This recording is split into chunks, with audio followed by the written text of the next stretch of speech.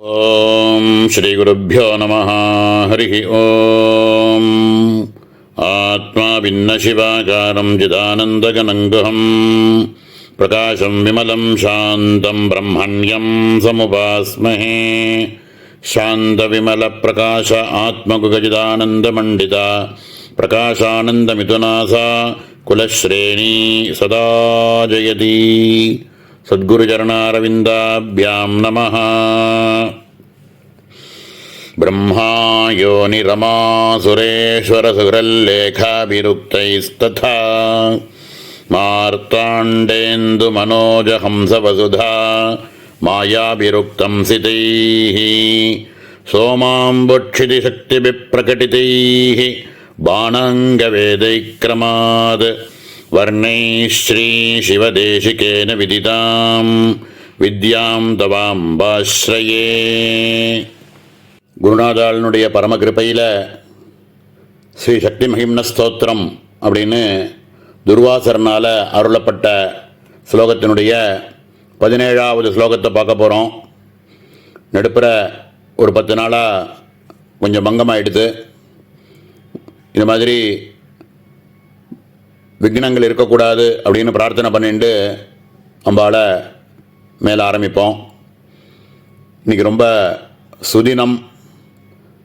இன்றைக்கி ரொம்ப விசேஷமாக இருக்கக்கூடிய பர்வாதினம் அப்படின்னு சொல்லுவாள். வசந்த பஞ்சமி அப்படின்னு ரொம்ப அம்பாளுக்கு ரொம்ப உகந்த தினம். அதில் இந்த மாதிரி ஒரு காதி வித்யினுடைய பஞ்சதசாட்சரி பிரம்ம வித்யினுடைய உத்தாரண ஸ்லோகத்தை பார்க்கக்கூடிய ஒரு பாக்கியம் நமக்கு இன்றைக்கி கிடச்சிருக்கு. இதை மேலே பார்ப்போம்.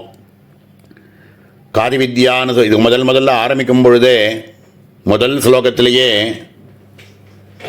ஸ்ரீமாதஸ் திரிபுரே அப்படின்னு ஆரம்பிக்கக்கூடிய முதல் ஸ்லோகத்திலேயே, மங்களாச்சரணம் முடிஞ்சு ஆரம்பிக்கக்கூடிய முதல் ஸ்லோகத்திலேயே ஷோடசி மகாமந்திரத்தினுடைய உத்தாரணத்தை பற்றி சொல்லியிருந்தார். இப்போது இந்த 17வது ஸ்லோகத்தில் காதி வித்யா பிரதமாக இருக்கக்கூடிய பிரம்ம வித்யாஸ்வரூபமாக இருக்கக்கூடிய பஞ்சதசாட்சரி மந்திரம் இருக்கே, அதனுடைய உத்தாரணத்தை இந்த ஸ்லோகத்தில் சொல்கிறார். இதில் பிரம்மா யோனி ரமா சுரேஸ்வர சுஹ்ரில்லேகாபிஹி அப்படின்னு ஒரு 5 விதமான பதங்களை பிரயோஜனப்படுத்தி இதில் பிரம்ம வித்யாஸ்வரூபமாக இருக்கக்கூடிய காதி வித்யினுடைய முதல் கூட்டமாக இருக்கக்கூடிய வாக்பவ கூட்டத்தினுடைய முதல் 5 பீஜாட்சரங்களை சங்கேதமாக சொல்கிறார். பிரம்மா அப்படிங்கிற பதத்தினாலேயே கம் பிரம்ம அப்படின்னு பிரமாணம்.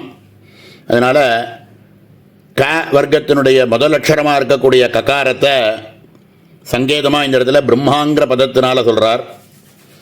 யோனி அப்படிங்கிற பதமே எது ஏகாதசமாதாரம் பீஜம் கோணத்ரயோத்பவம் அப்படின்னு சொல்லியிருக்கக்கூடிய தந்திர வச்சனத்து அனுசரித்து 11வது அக்ஷரமாக இருக்கக்கூடிய ஏகாரம் அப்படிங்கிறத திரிகோணமாக இருக்கக்கூடிய வடிவமாக இருக்கக்கூடிய ஏகாரம் அப்படின்னு சொல்கிறத யோனி அப்படிங்கிற பதத்தினால பிரம்ம வித்யினுடைய முதல் கூட்டத்தினுடைய வாக்பவ கூட்டத்தினுடைய 2வது அக்ஷரமாக இருக்கக்கூடிய ஏகாரத்தை சங்கேதமாக புரிய வைக்கிறார்.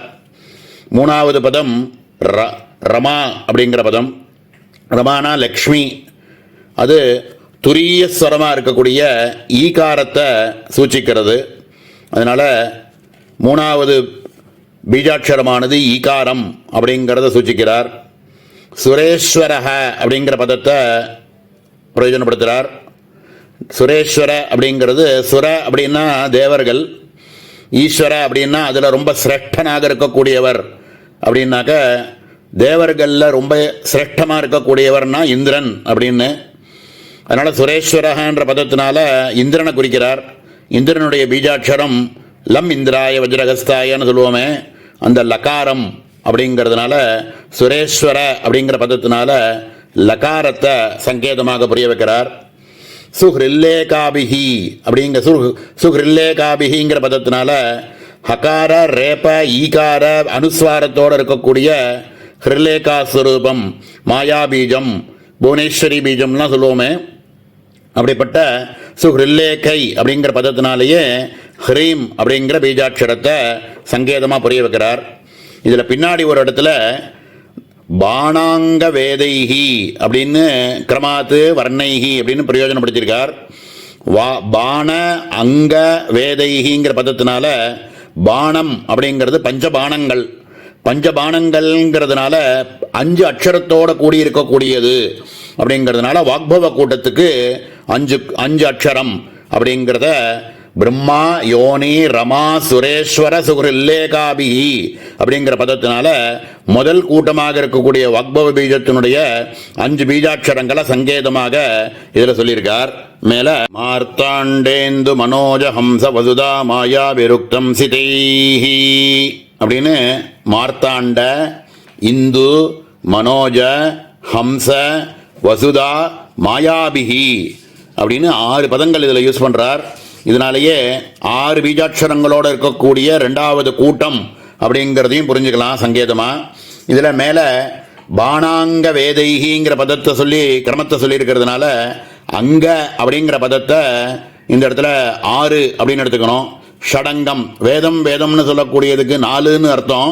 வேதத்தினுடைய அங்கங்கள் அப்படின்னாக்க சிக்ஷா கல்பம் வியாக்கரணம் நிருக்தம் சந்தோ ஜோதிஷமிதி அப்படின்னு வேதத்தினுடைய அங்கங்கள் 6 அப்படிங்கிறதுனால அங்க அப்படிங்கிற பதத்தினால 6 அப்படிங்கிற சங்கையை குறிக்கிறார். இதுக்கு அவர் பிரயோஜனப்படுத்தக்கூடிய பதங்கள் என்னன்னு பார்த்தோம்னா மார்த்தாண்ட, இந்து, மனோஜ, ஹம்ச, வசுதா, மாயா அப்படின்னு சொல்லக்கூடிய 6 பதங்களை யூஸ் பண்ணி இந்த 2வது கூட்டத்தை நிர்ணயம் பண்ணுறார். மார்த்தாண்ட அப்படிங்கிற பதத்துக்கு சூரியன் அப்படின்னு பேர். சூரியனுக்கு உள்ள பீஜாட்சரமே ஹகாரம்.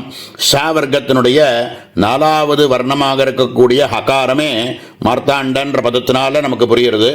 அடுத்தது இந்து அப்படிங்கிறது சந்திரனை குறிக்கிறது. சந்திரனுக்கான அக்ஷரமானது சகாரம். ஷா வர்க்கத்தினுடைய 3வது அக்ஷரமாக இருக்கக்கூடிய சகாரம், சரஸ்வதிக்கான சகாரம். அதுவே இந்து அப்படின்னு சொல்லக்கூடிய சந்திரனுடைய பீஜாட்சரம். மனோஜ அப்படின்னாக்க மன்மதனுக்கான பீஜாட்சரம் காவர்க்கத்தினுடைய முதல் அக்ஷரமாக இருக்கக்கூடிய ககாரம். அதனால மனோஜங்கிற பதத்தினால க அப்படின்னு சொல்லக்கூடிய சிவாட்சரத்தை இந்த இடத்துல சங்கேதமாக புரிய வைக்கிறார். ஹம்ச அப்படிங்கிற பதத்தில் வரக்கூடிய ஹ அப்படிங்கிற அக்ஷரமே அதுலேயே சங்கேதமாக அதுக்குள்ளேயே இருக்குது. ஹ அப்படிங்கிற அக்ஷரத்தினால ஹகாரத்தை புரிய வைக்கிறார். ஷா வர்க்கத்தினுடைய 4வது அக்ஷரமாக இருக்கக்கூடிய ஹகாரமே ஹம்ச அப்படிங்கிற பதத்தினால நமக்கு சங்கேதமாக புரிகிறது. மேலே வசுதா அப்படின்னாக்க பூமி லம் பிருத்திவி பூமி அப்படின்னு சொல்கிறோமே அதுதான்.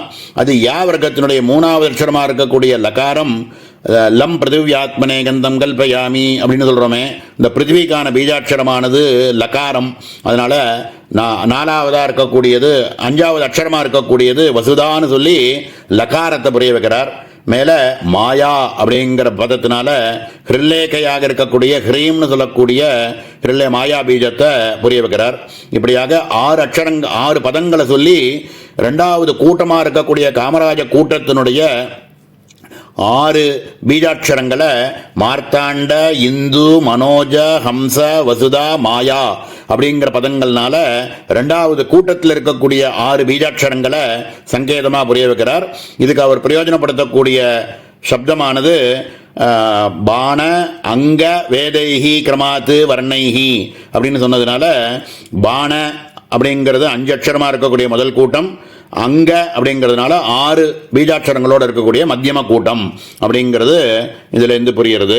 சோமாம்பொட்சிதி சக்திபிகி அப்படிங்கிற பதங்களை சோம, அம்பு, க்ஷிதி, சக்தி அப்படின்னு இருக்கக்கூடிய 4 பீஜாட்சரங்களை சொல்லி 3வது கூட்டமாக இருக்கக்கூடிய சக்தி கூட்டத்தை புரிய வைக்கிறார். இதில் சோம அப்படிங்கிற பதமானது சந்திரன் அப்படின்னு சொல்லக்கூடிய நிலா. அதனுடைய பீஜாட்சரமானது ஏற்கனவே சகாரம் அப்படிங்கிறத இந்து அப்படிங்கிற பதத்தை முன்னாடி இருக்கக்கூடிய 2வது கூட்டத்தினுடைய 2வது அக்ஷரத்தை பார்க்கும்பொழுது இந்துன்னு சொன்னார். அந்த இடத்துல இந்த இடத்துல சோமங்கிற பதத்தை பிரயோஜனப்படுத்தி சகாரம் அப்படிங்கிறத ஷாவர்க்கத்தினுடைய 3வது அக்ஷரமாக இருக்கக்கூடிய சகாரம், சரஸ்வதி அப்படிங்கிறதுக்கான சகாரமே இந்த 3வது கூட்டத்தினுடைய முதல் அக்ஷரம் அப்படிங்கிறத நிர்ணயம் பண்ணுறார். அம்பு அப்படிங்கனாக்க அப்பு ஜலம் அப்படின்னு சொல்லக்கூடிய தீர்த்தத்தை குறிக்கக்கூடியது. அந்த தீர்த்தத்துக்கான பீஜாட்சரமானது ககாரம். அதனால அம்புங்கிற பதத்தினால ரெண்டாவது பீஜாட்சரமானது இது ககாரம் அப்படிங்கிறது காவர்க்கத்தினுடைய முதல் அட்சரமாக இருக்கக்கூடிய ககாரம் அப்படிங்கிறது. அடுத்தது க்ஷிதி அப்படின்ற பதத்தினால பூமி, வசுதா அப்படின்னு சொல்கிறது எல்லாமுமே பூமியை குறிக்கக்கூடியது க்ஷிதி அப்படின்றது. ஏற்கனவே ரெண்டாவது கூட்டத்தில் பார்க்கும்போது லக்காரத்துக்கு பார்க்கும்பொழுதும் வசுதா அப்படின்னு பார்த்தோம். இந்த இடத்துல க்ஷிதி அப்படின்னு சொல்லக்கூடிய பூமியை சொல்கிறார். இதனால இதுவும் லகாரத்தையே குறிக்கக்கூடிய பீஜாட்சரமானது பூமிக்கான லம் பிருத்திவியாத்மனே அப்படின்னு சொல்றதுனால க்ஷிதிங்கிற பதத்தினால லகாரத்தை குறிக்கிறார்.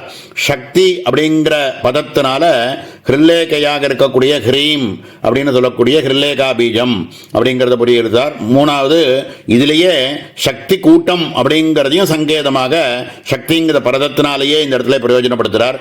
இப்படி சோம, அம்பு, க்ஷிதி, சக்தி அப்படின்னு சொல்லக்கூடிய 4 பதங்கள்னால மூணாவது கூட்டமாக இருக்கக்கூடிய சகலமுமே ஹ்ரீம்காரம்னு நமக்கு புரிய வைக்கக்கூடிய ஒரு முக்கியமான ஒரு பீஜாட்சரம்.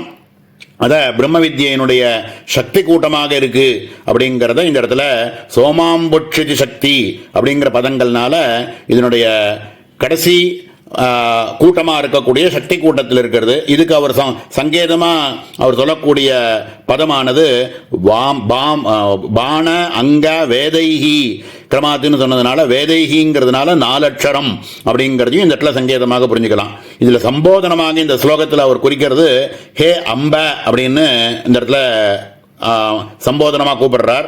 இப்படி அம்பா ஹே தாயே அப்படின்னு சொல்லி கூப்பிட்டு இப்படிப்பட்ட அம்பாளாக இருக்கக்கூடிய தாயே உன்னுடைய 5 பீஜாட்சரம், 6 பீஜாட்சரம், 4 பீஜாட்சரம்னு சொல்லி பானாங்கச்சிதிஹி பான அங்க வேதைஹி அப்படிங்கிற பதத்தினால 5 அட்சரம், 6 அட்சரம், 4 அட்சரம்னு சொல்லக்கூடிய இது எல்லாத்தையும் சேர்த்து இருக்கக்கூடிய 15 பீஜாட்சரங்களோடு இருக்கக்கூடிய பிரம்ம வித்யா ஸ்வரூபமாக இருக்கக்கூடிய பஞ்சதசி மந்திரம் இருக்கே அது சாட்சாத்து பரமேஸ்வரனாகவே இருக்கக்கூடிய ஆதிகுரு சிவ தேசிகேன விதிதாம் அப்படிங்கிறார்.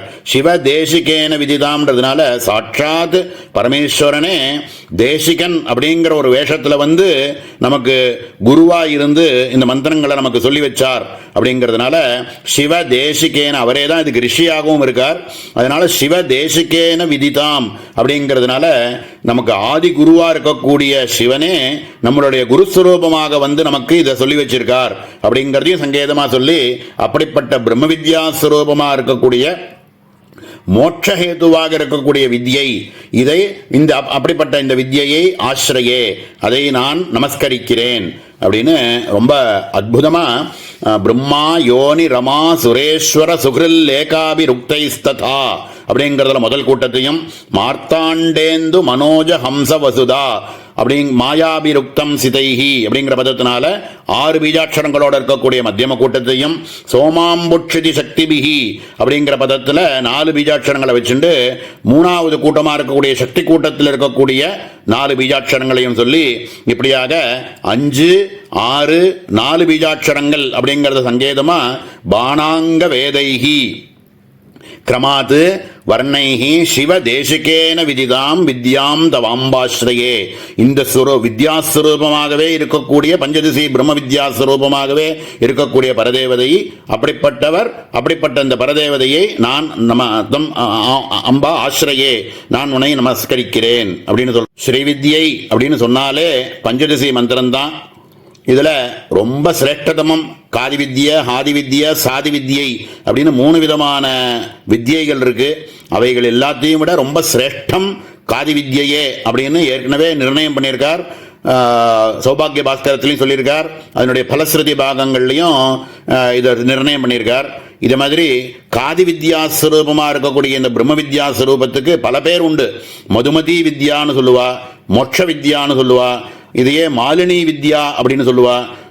இப்படி பல பல பல விதமான பேரில் இந்த பிரம்ம வித்யை சொல்லக்கூடிய வழக்கம் உண்டு மந்திர சாஸ்திரங்களில். அப்படிப்பட்ட ரொம்ப உத்கிருஷ்டமான ஒரு மந்திரம் சாட்சாத் பிரம்ம வித்யையே அப்படி இருக்கக்கூடிய இந்த 15 அக்ஷரத்தோடு இருக்கக்கூடிய இந்த பிரம்ம வித்யை இது யாருக்கு கிடைச்சதோ, எந்த ஜென்மத்தில் நமக்கு கிடைச்ச ஒரு சுகிருதம் இருந்ததோ, நமக்கு இது மாதிரியான ஒரு பாக்கியம் கிடைச்சது. அப்படி சிவனே குரு ரூபமாக வந்து நமக்கு உபதேசம் பண்ணி தீட்சை பண்ணி நமக்கு உபதேசம் பண்ணின இந்த காதி வித்யா ஸ்வரூபமாக இருக்கக்கூடிய பஞ்சதசி பிரம்ம வித்யினுடைய உத்தாரண ஸ்லோகமாக அற்புதமாக இந்த இடத்துல 17வது ஸ்லோகத்தை இந்த இடத்துல சொன்னார். மேலே இருக்கக்கூடியது அடுத்த ஸ்லோகமானது 18வது ஸ்லோகத்தில் சௌபாகிய வித்யை அப்படிங்கிற மந்திரத்தினுடைய ஜபம் அது பண்றவாளுக்கு எப்படிப்பட்ட ஒரு பலன் கிடைக்கும் அப்படிங்கிறத இந்த முதல்ல சொல்லி இருக்கக்கூடிய இந்த வித்யையில் வந்து சுத்த பஞ்சதசி அப்படின்னு சொல்லக்கூடிய 15 அக்ஷரத்தோடு இருக்கக்கூடியது. இதுக்கு அடுத்த ஸ்லோகத்தில் சௌபாகிய வித்யா அப்படின்னு சொல்லக்கூடிய இன்னொரு 3 அக்ஷரத்தை சேர்த்து சொல்லக்கூடிய வித்யையை அடுத்த ஸ்லோகத்தை சொல்றார். இது அடுத்த அவகாசத்தில் மேலே பார்ப்போம். ஓம் சகனா பவது சகனோ புனக்து சகவீர்யங்கரவாவஹை तेजस्विनावधीतमस्तु मा विद्विषावहै. ओम शांति शांति शांति.